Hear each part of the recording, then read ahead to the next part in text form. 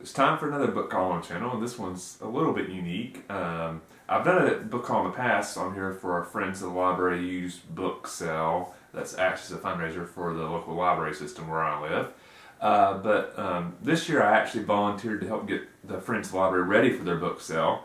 And one thing I found out after I finished my volunteer shift is it was part of our appreciation for you volunteering. We let all our volunteers go ahead and go through and pick out which books they want ahead of the sale actually starting. So it was awesome because you're basically getting to look through all the books by yourself. You're not having to find other people to see books, or people are blocking your way.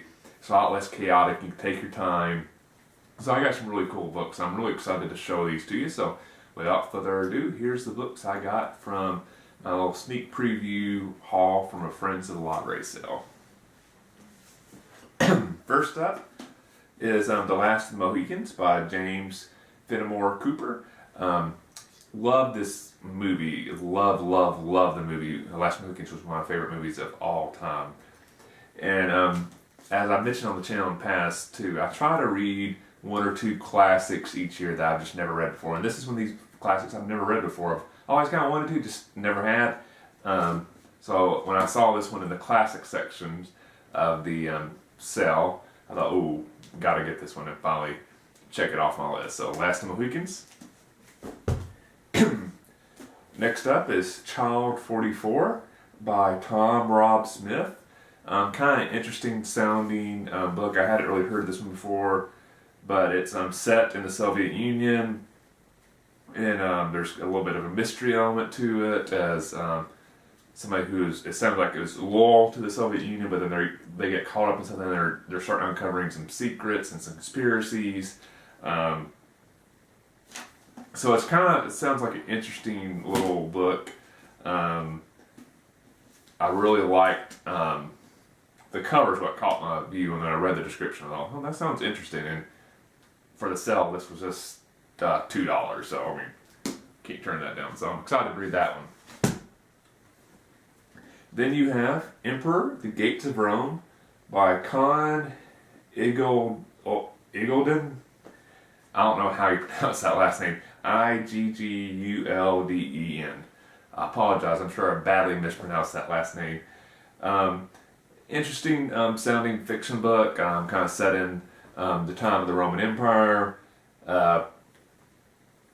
There are two main characters, and it kind of makes it sound like one goes in one direction, the other one goes in the other direction, and it'll be interesting to see how the storyline plays out. But I always enjoy novels that are kind of set in the Roman Empire. I'm a huge history buff, and the Roman Empire is one of my favorite periods of history, so I'm always a bit of a sucker for any story that is set in that time period, because I just find the setting so interesting that even if the plot itself is not that great, the setting kind of wins me over. But I'm hopeful about this book, so hopefully it'll turn out to be good. It's one of those things, if I'd seen this at a bookstore, regular retail price, I probably would have got it, but for $1 at a fundraising sale for the local library, I definitely picked it up. And one thing I found out too when I got home and I was looking at some other books I had, I realized this will be the first book on my bookshelf in the fiction section for an author with a last name that starts with the letter I. I keep all my books in ABC order by author name. So a lot of times when I get a new book, I'll just check and see where on the shelf it'll go once I read it. And that's when I realized I've never read a fiction book, at least one that I own, by an author with a last name that starts with an I. So hey, cross that milestone off the list. I know a little random trivia that nobody else cares about but me. Next up, you have Bernard Cornwell's book, Sharp Trafalgar. Apparently this is a part of a huge series, judging from the inside. I've never really heard of it before, but it also sounds like it's one of these books that you can kind of read as a standalone. You don't really have to read the other books. I would almost describe it kind of like a Sherlock Holmes-esque book where, the plot's kind of standalone, but there's a character that goes over several storylines. That's the way I'm assuming it is, just from the description I read. But it's interesting. Again, kind of like the book I mentioned, I'm a sucker for books set in the Roman Empire. This book obviously deals with a very famous naval battle set during the Napoleonic Wars. Napoleon's another one of my figures of history that I find absolutely fascinating. So books are set in that time period too. I always kind of find a little bit interesting. And this is another one of these books that full price retail I probably would have picked up at a bookstore, but for $1, sounds good, and it's a short book. So, interesting. And I've actually only read a few fiction books that are really set in more a naval setting.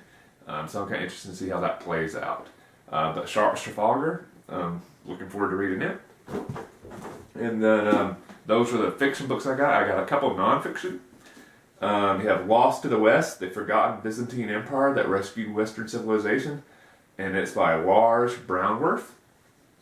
Again, with my fascination with the Roman Empire, one thing I've always found interesting is the Byzantine Empire, which was when the Roman Empire was split in half, the West and the East. The Western Empire collapsed, and the Eastern Roman Empire became the Byzantine Empire. So really, the Roman Empire lasted on until the Byzantine Empire finally collapsed when it was conquered by the Ottoman Empire. But I've always found the Byzantine Empire interesting because it really doesn't get a lot of attention, mainstream attention in history. Like from the general public, most people in the general public have some basic knowledge of the Roman Empire. They've heard of Julius Caesar or Augustus or something like that. They're aware of some very basic ideas behind the Roman Empire, probably because it's in movies a lot and TV shows.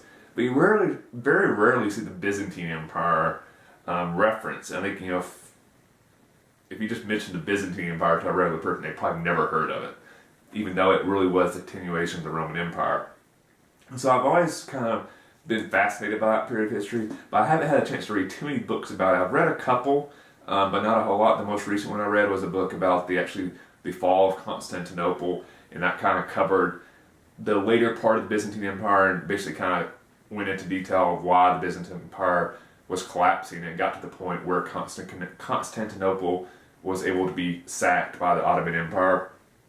But this sounds like a good, really overview of the Byzantine Empire, so I'm really interested to read it. Like I said, it's a topic that's always kind of fascinated me, but it's one I haven't had a chance to read a whole lot about, so I was excited when I saw this book. And the last book I got in my haul was A Bridge Too Far by Cornelius Ryan.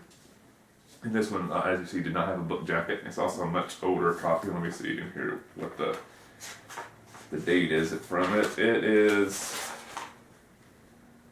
74. But this actually is about Operation Market Garden. If you're not familiar with Operation Market Garden, during World War II, when the Allies were moving across Europe, General Montgomery was looking for a way to kind of speed up the Allies' defeat of Germany, mainly because he wanted to beat the Soviet Union into Germany, and he was kind of frustrated by just the straight up kind of solo advance. So he came up with a plan with paratroopers to kind of jump ahead Operation Market Garden, and it turned out to be an utter disaster. But it's one of the kind of interesting footnotes of World War II of how that plan went and how it impacted the rest of the war and the post-war history. If Market Garden had been successful, it would have dramatically changed the post-war World War II because of how the war would have ended. But never actually read an entire book just about this. I've read little snippets of things special about Operation Market Garden, but I've never read a full-length book about it. So that sounded interesting. So looking forward to it. Should be a good book. Like I said, I'm very excited for that book haul, and a lot of library systems across the country have a Friends of the Library chapter, and they do these types of sales. So I'd strongly encourage you to check out and see if your local community has a Friends of the Library. And if they do, there's a good chance they do these type of sales, and go to them. One, it's a great way to get books, but it's also a great way to show support to your local library system. So strongly encourage you to become involved with that and support your local libraries, because for a lot of people that's the best and easiest way for them to actually develop a love of reading. So hope you enjoyed the haul, and I'll see you the next time.